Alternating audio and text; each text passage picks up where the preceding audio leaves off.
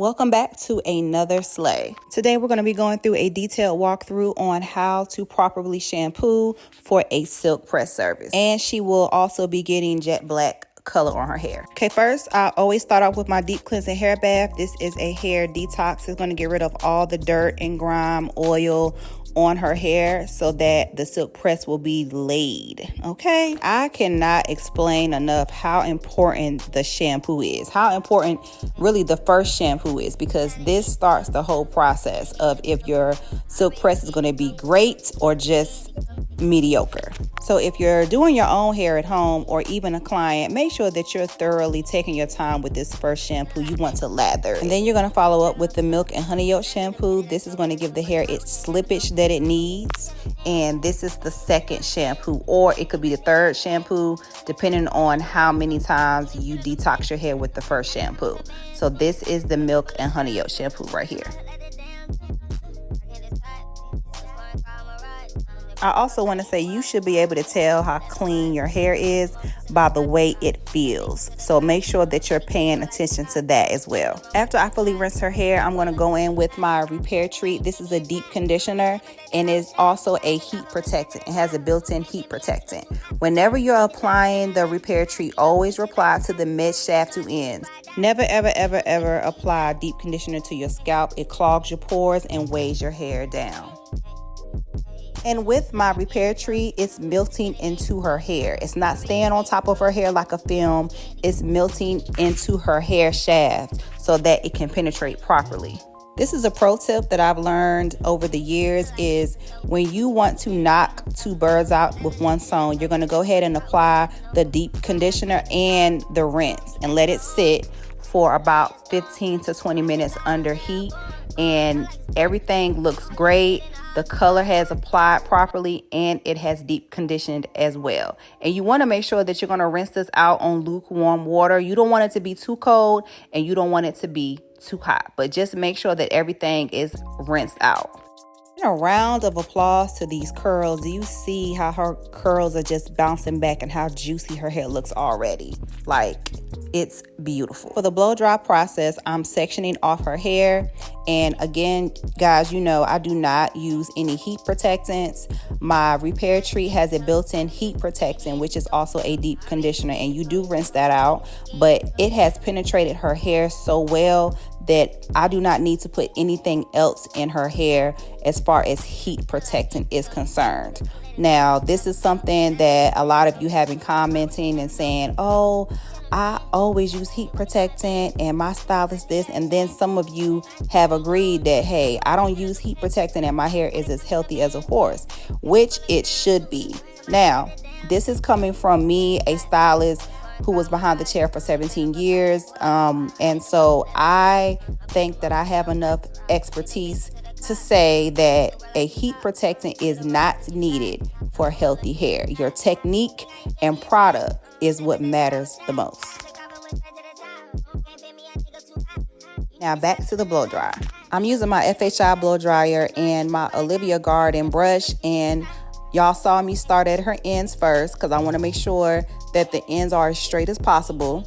And then I am using high heat. Also, I am using high heat, and I'm taking my paddle brush and creating tension at the roots. You see how I flip the brush back?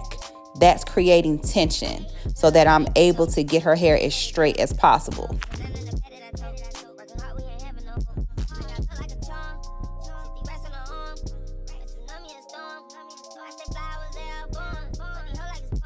Another pro tip that I like to do is use a small ceramic brush. I think that this is also Olivia Garden. I'll leave all of the links down below to the products and the tools. And to get her edges, to get her nape, I'm using the round brush. This creates tension without it being too rough on her scalp, and it allows everything to be straight.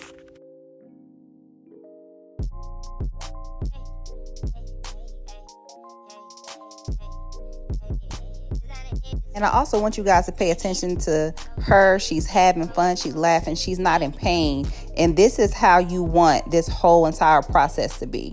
You do not want your client or yourself, like if you're doing this at home, this applies to you too. You don't want to be in pain. You want this to be a seamless, easy process. And I know that a lot of you have been commenting saying, this is hard for me to do this, or I can't do this. You can do this, but you have to take your time. And like I said, it really starts at the bowl, and using the proper tools and products will take you so far. I'm just telling y'all for real. And the same thing applies to the front. I'm creating tension. I'm doing the same technique in the front with my Olivia Garden paddle brush and with a smaller round brush to get her edges. And yes, the blow dryer is on high heat, but I'm not putting it directly on her scalp, so this is not bothering her at all. Now for the silk press part, we're going to go in again with her nape first. This is the most important part. You really want to take your time. You don't want to have a bomb silk press and the kitchen is still curly. So make sure that you take your time, do thinner slices in the nape area. Going in with my nano titaniums. I believe that these are 1 inch and it is on 450. And I'm doing the same thing here in the back. I'm taking smaller sections because with me doing her hair for as long as I have, I know her hair and I know that her nape area needs extra attention. So if this is you or one of your clients that you know, pay extra attention to the nape area.